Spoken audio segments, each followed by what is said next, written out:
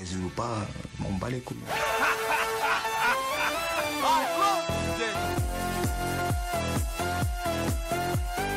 Salut à tous, bienvenue sur le Corner, on se retrouve aujourd'hui pour le deuxième épisode de la causerie. Aujourd'hui on va se poser sur l'élimination de Monaco, de Ligue des Champions. On va donc se demander pourquoi ils ont été tout simplement aussi vite éliminés dans un groupe qui était pourtant très homogène, composé de Besiktas, j'ai toujours du mal, Besiktas, je n'y arriverai pas, du FC Porto et de Leipzig. Donc voilà, pourquoi ont-ils été éliminés? C'est le programme. Donc c'est parti, pourquoi Monaco n'y arrivait pas en LDC alors qu'en championnat ils étaient tout à fait honorables? Ils sont deuxième de Ligue 1, ils sont bons deuxième, vraiment, c'est une bonne équipe, ils jouent plutôt bien en Ligue 1, alors que pourtant en Ligue des Champions beaucoup plus de mal. Alors oui, on va débrief ce match entre Leipzig et Monaco. Mais aujourd'hui j'ai essayé plus de me concentrer sur l'épopée monégasque dans son ensemble. Voilà, je pense que c'est plus intéressant parce que Monaco c'est une équipe qui monte en puissance tranquillement, qui a beaucoup de nouveaux joueurs et donc forcément qui au fil du temps devient de plus en plus forte, mais forcément le temps joue contre eux. Alors qu'est-ce qui a fait justement que cette équipe de Monaco était si faible en Ligue des Champions? Moi je pense déjà que le vrai problème était mentalement. Voilà, on pourra reparler de la tactique, il y aura d'ailleurs un point tactique dans cette vidéo, notamment sur le match entre Leipzig et Monaco, mais vraiment je pense que le problème était mental dans cette équipe de Monaco. Il y a eu des individualités qui n'ont pas été au rendez-vous, je pense notamment à Moutinho, je pense à la défense centrale, Glick et Gemerson, voilà, des joueurs qui n'étaient vraiment pas au niveau attendu, des joueurs pourtant qui sont anciens, qui sont de la maison, des joueurs qui ne sont pas partis, des joueurs de l'épopée de l'année dernière en Ligue des Champions. Et en plus je pense que tu as un contexte autour de cette équipe de Monaco qui est très mauvais, un contexte qui a fait que forcément tu te retrouvais rapidement en difficulté face à certaines équipes et notamment face à une équipe comme Leipzig. Bon, déjà 2-3 petites infos qui vont te permettre de te rendre compte un peu plus du, on va dire, contexte un peu spécial. Déjà tu avais deux blessés ultra importants, Sidibé, Lemar qui est peut-être avec Falcao le meilleur joueur offensif ou le deuxième meilleur joueur offensif de cette équipe. C'est un joueur précieux, c'est un joueur sur qui repose l'attaque, contrairement à Falcao qui lui est plus un finisseur. Lemar c'est le créateur numéro 1 de cette équipe de Monaco, donc forcément son absence manque. Et puis quand dans un jeu à la Jardim, tu as tes défenseurs droit et gauche qui sont quand même des pièces angulaires qui manquent, notamment Sidibé qui est un joueur vraiment très typé Monaco, très typé Jardim, bah forcément ça paye dans ce genre de match. En plus, tu rajoutes à ça un Fabinho timide depuis le début de saison, qui monte en puissance selon moi, d'ailleurs, depuis les derniers matchs, je l'ai trouvé bien meilleur. J'étais le premier à taper sur lui en début de saison, comme quoi il n'était pas dedans et qu'il fallait qu'il se remette dedans parce que c'est un joueur professionnel et qui forcément, il doit se remettre dedans. C'est pas parce que tu as un transfert avorté au PSG dans les dernières heures que tu dois forcément bouder toute la saison ou être dans le mal, etc. On peut le comprendre, mais forcément, on attendait une réaction qui est venue. Moi, je trouve que depuis quelques matchs, il est meilleur et il a été pas mauvais, même s'il était à l'image de Monaco, pas très bon face à Leipzig. Mais sincèrement, je trouve que Fabinho est de mieux en mieux. Mais forcément, tu as un contexte un peu dégueu. Tu as un Thomas Lemar qui voulait partir, qui est resté. Tu as des joueurs qui n'ont pas trop aimé, notamment Subasic, le départ de tous ces joueurs qui faisaient partie de l'épopée de 2015-2016. Donc forcément, début de saison, forcément la Ligue des Champions arrive. Tu as encore les images de l'année dernière. Tu es encore forcément dans ce move un peu dégueu du mercato un peu tardif. Au final t'as Mbappé qui part dans les dernières heures, ça met un mauvais move, c'est pas très bon. Fabinho qui devait partir qui part pas, Lemar on parle de lui à Liverpool, enfin c'est pas un super état d'esprit pour commencer. Donc forcément je pense que c'est encore dans les têtes, que c'est moins déjà dans les têtes que contre Leipzig. Mais bon, contre Leipzig c'est compliqué, mentalement t'es sur une équipe de Leipzig qui si elle gagne a de fortes chances de se qualifier, et même sûr d'être qualifiée, je ne sais plus. Donc voilà, pour elle, la victoire est obligatoire. Et tu as cette équipe de Monaco qui, elle, bah forcément, à 2 points au bout de 4 journées, ce serait presque miraculeux. Alors oui, mathématiquement, c'est possible. Mais bon, ce serait, comme je vous l'ai dit, miraculeux de les voir se qualifier. Donc forcément, avec tout ça, cette ambiance un peu dégueu, bah forcément, je pense que les joueurs n'y croyaient plus trop. Et puis surtout, les mecs, l'équipe de Monaco, faut leur laisser du temps. C'est dans l'ADN du club, il faut leur laisser du temps. Monaco, ils pourront aller loin en Ligue des Champions quand ils auront réussi à se constituer un collectif de qualité.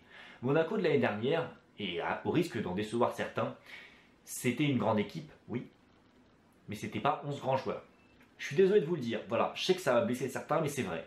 C'était 11 joueurs pas mauvais, bons pour certains, qui se sont sublimés grâce à un collectif qui marchait vraiment bien. C'est tout, c'est comme ça que ça marche à Monaco. C'est l'ADN du club. Monaco, ça va être des saisons un peu plus dans l'ombre, toujours bien figurer au championnat, toujours se qualifier en Ligue des Champions. Et quelquefois, tu feras une épopée en Ligue des Champions, où tu iras vraiment loin, tu choqueras la France, toute la France sera derrière toi, ce sera la bonne ambiance, ce sera cool. Mais par contre, c'est rare. Tu as l'épopée de 2004 avec Jérôme Roten, Gilles, Morientes, etc. Tu as l'épopée donc qu'on peut appeler l'épopée Martial, Abdenour, Kondogbia, qui était intéressante.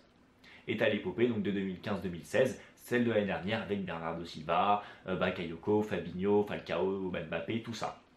Mais toutes ces équipes qui ont fait des belles épopées en Ligue des Champions, c'était des équipes, c'était pas des individualités. Il y avait des bonnes individualités, peut-être des très bonnes. Mbappé va peut-être être le seul joueur qui me fera mentir.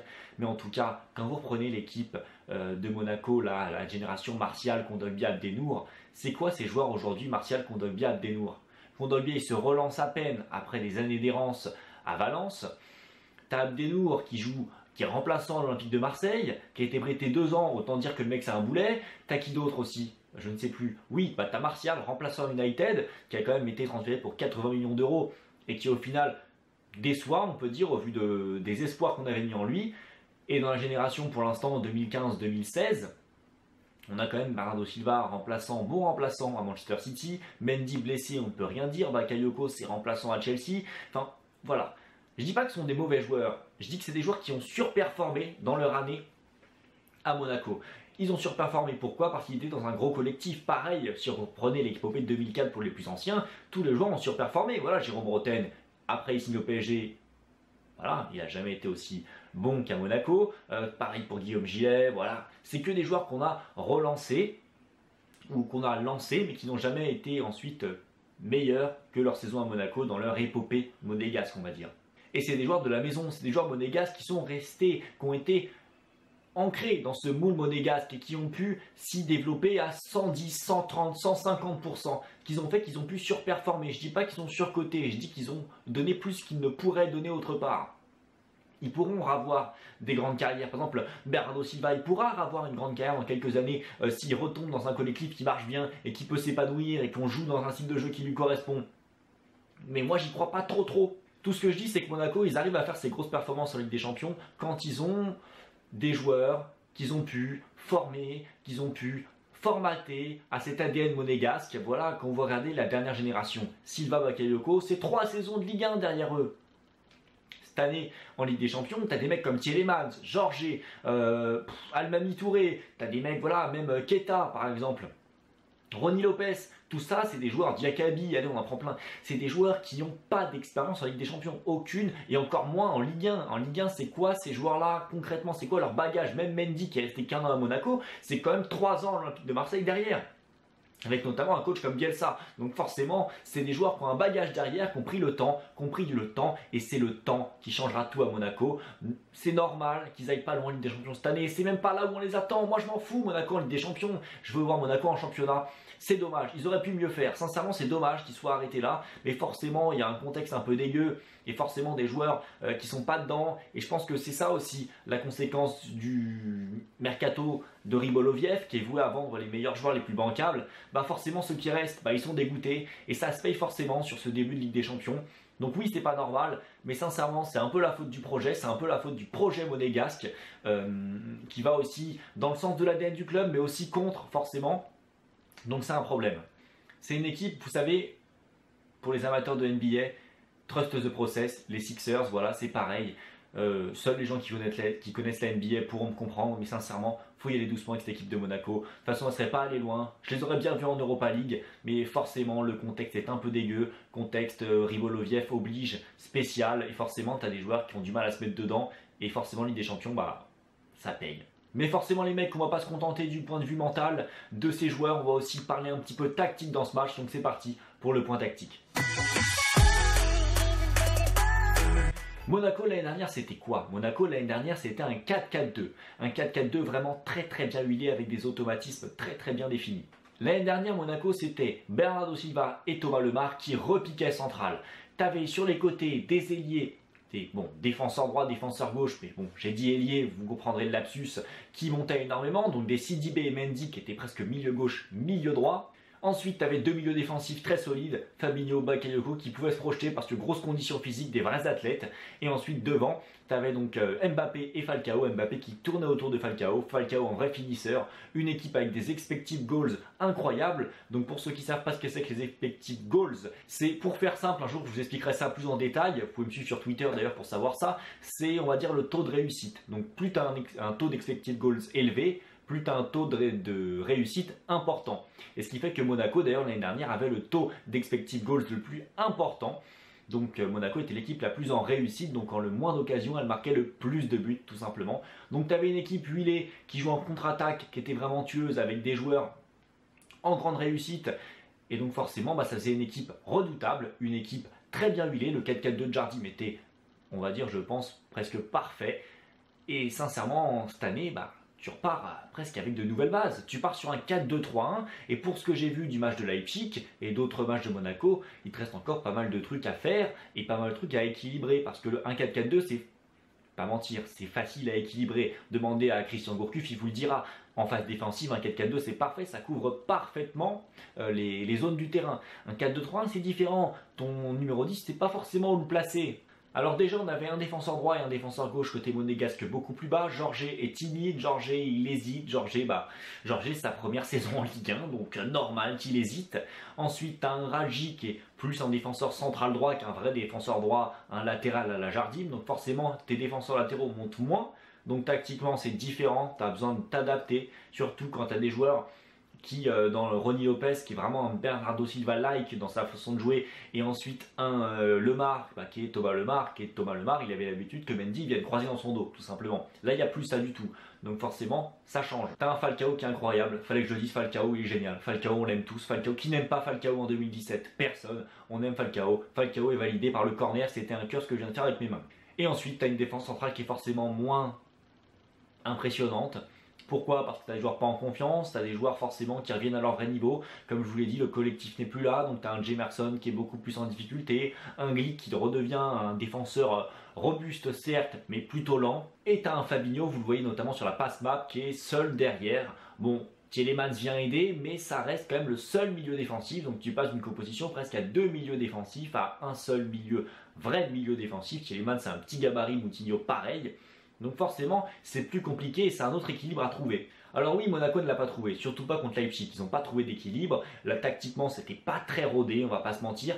Mais bon, il y avait tellement d'erreurs personnelles, tellement de manque d'intensité, tellement de manque d'application, tellement on voyait que moralement les gens n'étaient pas là, et je vous l'ai déjà expliqué, qu'on peut un petit peu le comprendre. Et surtout qu'ils ont joué contre Leipzig. Leipzig, c'était peut-être la pire équipe pour Monaco, le pire outsider possible. Pourquoi? Parce que Leipzig, c'est une pure équipe de contre. N'en déplaise aux commentateurs de beIN Sport qui disaient « Oh là là, Leipzig, c'est une équipe qui joue à terre. » Non, oui, peut-être que Leipzig joue à terre, mais en tout cas, ce qu'il voulait dire par là, c'était que c'était une équipe de possession. C'est faux, Leipzig, c'est une pure équipe de contre-attaque. Tu ne fais pas plus équipe de contre-attaque. Demandez à n'importe qui regarde la Bundesliga, il vous le dira, tout simplement. Et donc forcément, Leipzig, équipe de contre. Et c'est quoi le pire pour une équipe de transition comme Monaco? C'est une autre équipe de transition encore plus rigide. Et Leipzig, c'est encore plus rigide et c'est avec des joueurs qui sont en réussite. Timo Werner, c'est un taux d'expected goals impressionnant. Donc forcément, je ne vais pas dire que Monaco est tombé sur son Black Mirror, on va dire, un peu, si je puis dire. Mais Monaco est vraiment tombé contre une équipe qui peut la mettre en difficulté. D'ailleurs, l'année dernière en Ligue des Champions, quelle équipe les avait plus mis en difficulté que la Juventus?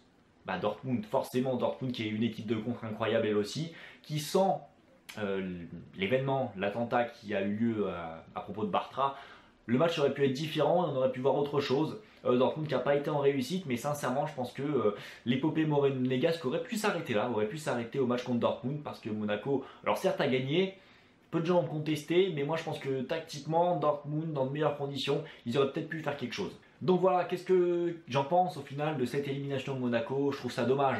Je trouve ça dommage, pourquoi? Parce que c'est une équipe qui va monter en puissance tranquillement, qui peut-être qu'en fin de saison sera vraiment à un bon niveau, mais elle n'aura plus rien à jouer. Elle sera sûrement bon deuxième, loin derrière le PSG, mais loin devant l'OM, Lyon ou même toute autre équipe. C'est dommage qu'il y ait eu ce mauvais début en LDC, c'est dommage qu'il y ait eu ce mercato mal géré, c'est dommage que certains joueurs n'ont pas réussi à passer à autre chose, et c'est dommage aussi que le projet Ryboloviev soit ce qu'il soit, parce que Monaco, c'était l'équipe parfaite pour justement essayer de rationaliser ce petit côté vente à tout prix. parce qu'on pouvait vraiment continuer de vendre, aller 1 à 2 joueurs par saison et garder les autres. Il y avait possibilité dans cette équipe de Monaco, notamment avec les avantages fiscaux, etc. Malheureusement, ça l'a pas fait. Ryboloviev, forcément, va payer les pots cassés. Il commence à les payer par cette élimination très tôt en Ligue des Champions. C'est dommage pour lui, mais en même temps, on va pas le pleurer vu l'argent qu'il a encaissé. En tout cas, je conclurai comme ça. Est-ce que c'est grave? Non. Est-ce que c'est dommage? Oui, parce que Monaco aurait pu faire bien meilleure impression en Ligue des Champions ou même se qualifier en Europa League. Mais je pense que Monaco là va tranquillement retourner dans l'ombre, tranquillement pouvoir se préparer, former ses petits jeunes, oui, tout simplement les aguerrir. Et peut-être que dans 2 ans, ils nous referont rêver, ils nous réemmèneront loin en Ligue des Champions, peut-être la gagner, je ne sais pas. Ils uniront la France autour de ce club qui soi-disant n'a pas de supporters, mais qui je pense l'année dernière est un des clubs les plus supportés. Je dis ça, je dis rien, mais en tout cas, j'espère que Monaco, ce club si emblématique, ce club si spécial aussi, va pouvoir changer la donne, rebondir et nous faire rêver, refaire rêver, pas forcément ses supporters, mais la France, parce que Monaco, c'est une équipe qui a fait rêver la France, et sincèrement, c'est déjà ça. Sur ce, c'était Joe, pour la causerie, allez bye.